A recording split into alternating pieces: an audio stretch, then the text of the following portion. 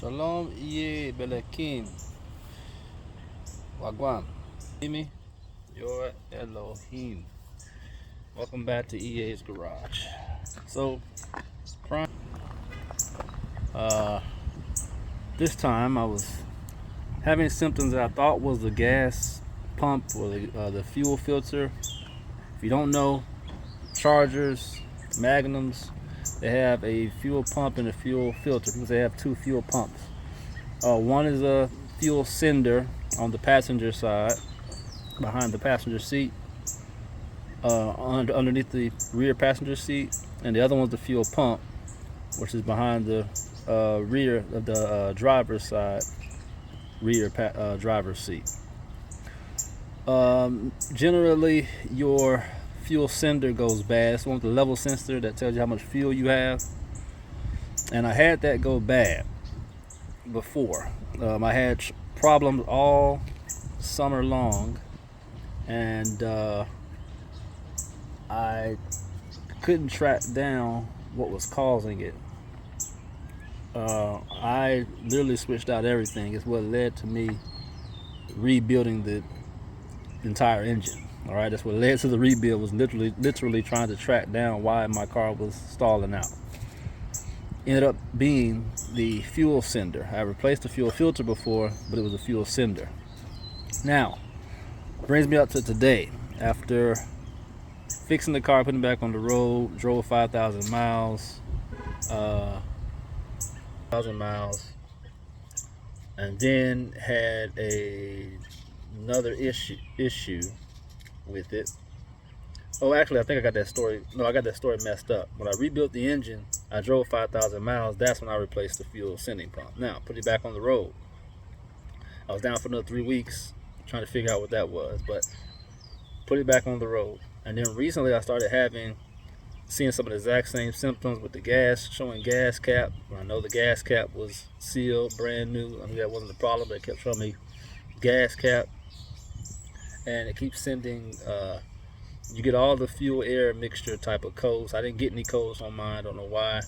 But I will get that gas cap, and then the car will stall out from time to time. Yesterday, I heard this weird little high pitch. It's hard to explain. Like, it sounded like a kick, like kick. Something was squealing.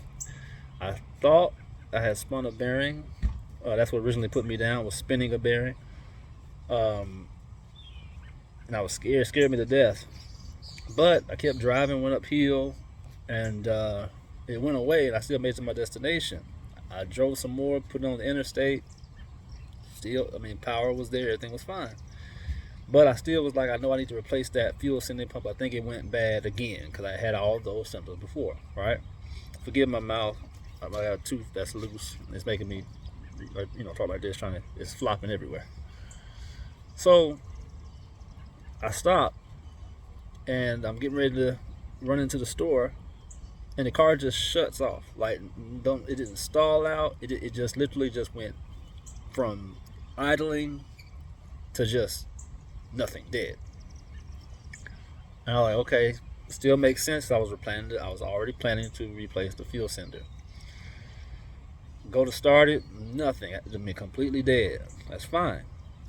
Try to get a tow truck. Long story short, having all these problems with the tow company, but it ended up being EA trying to send me a sign that it wasn't the fuel pump. Because within 4 hours, I was able to start the engine. But again, I was like, these are the same exact symptoms I experienced last summer. Slightly.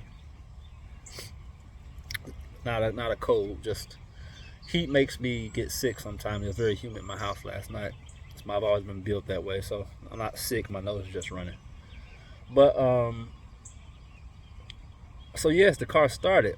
After 2 hours, actually, I tried to start it, and it gave me a little bit of power. And I knew, I was like, okay, I've already experienced this. I waited another 2 hours, and like clockwork, let the car rest 4 hours, started back up. I was like, it's a fuel pump.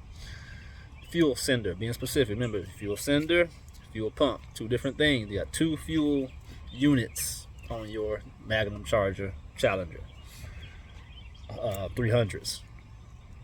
And so I I said, all right, I'm gonna drive it home. And I'm only literally 2-3 blocks away from my house. And as I pull out, everything's fine. I get about 100 feet, and I start hearing that little kind of sound again, like something's wrong at higher RPMs. When it was idling, it wasn't doing it. Took off, high IP, like gets about 40 miles per hour, 50, and it would start 35 to 40. It would start to like it sounded bad, like it sounded like, I know what a spun rod or a thrown rod sounds like.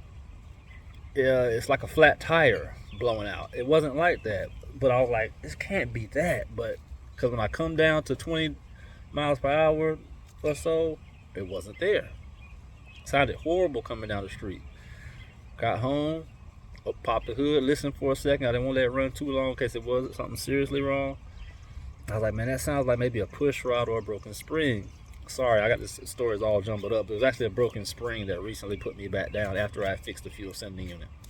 Anywho, I was like, it sounds like a broken spring. So I said, I know what that sounds like. I had that happen before too.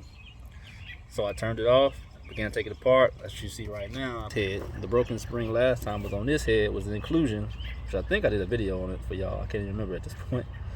But brings me to where I am tonight, what I want to share with you, right? So I pulled the heads, and I'm like, I didn't want to pull this head, but I'm like, because I thought, I was like, is it the lifters? Because when I pulled the head, everything was fine from the I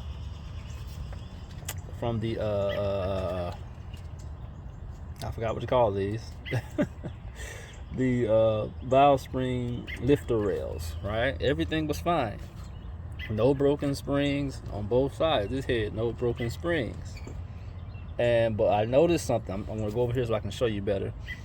But the valve stem seals were all fine on the valve exhaust valve side, but the valve stem seals were not on the intake valve side. Now, go out there, follow me. Now this is the head on the passenger side head that I pulled. All right.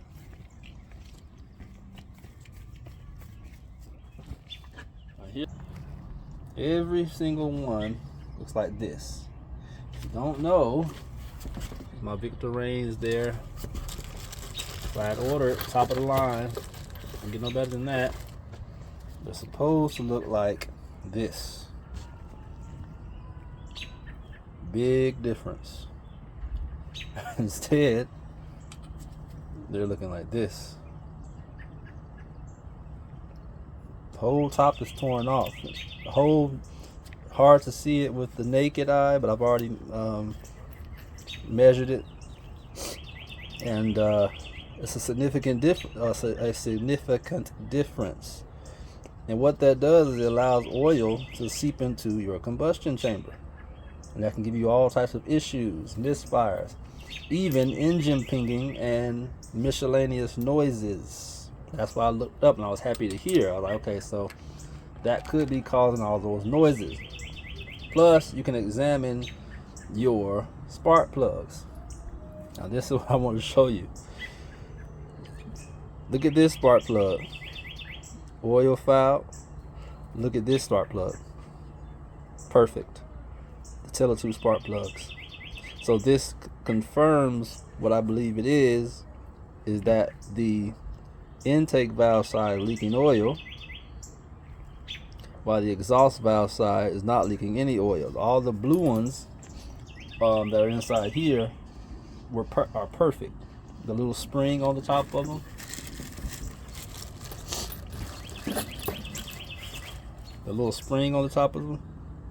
look just like that on all of them. They're all perfect, all of them, every single one of them. So the last question is, what is causing the tops of these to tear off? Because when I pulled the head last time, I saw the exact same problem. I just replaced these with the ones I already had. What's causing this? And this is what I've been led. This is what I figured out. I made upgrades to my vehicle when I took it apart and rebuilt it. I cammed it.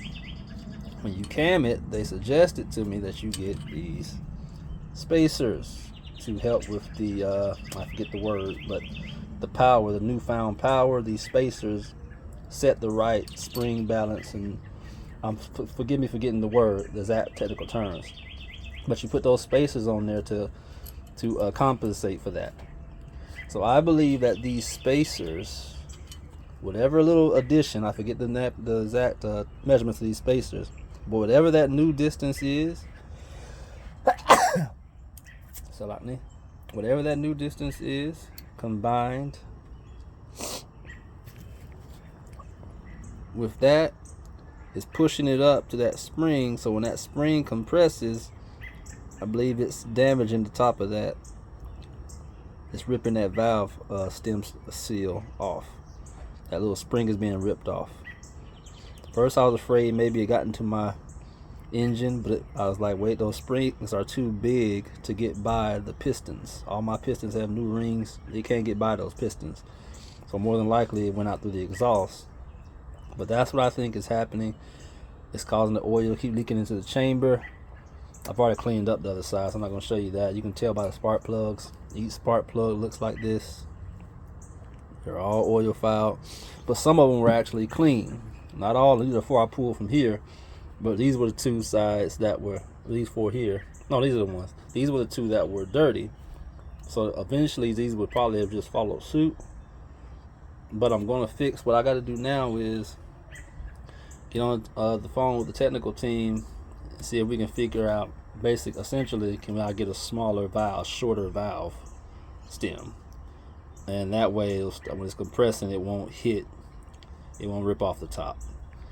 So that's the conclusion I've come to. For anybody that's maybe having issues with oil fouling spark plugs and you can't figure out why when you got brand new stems, but you find one looking like these, and you're in my setup where you got a comp and you got a spacer, then you might be heading the right direction. So I'm going to do that. I'm going to do a follow-up video to let y'all know what I find. Share that, give y'all, like I said, I'm new to this, kind of take y'all as I learn, simplify things, and yeah, King, I'm in. I'll see y'all next time, whenever that time may be, Most High willing. Until then, Shalom Belekim. Hey, Elohim, your Elohim. He is Garage signing out. Shalom.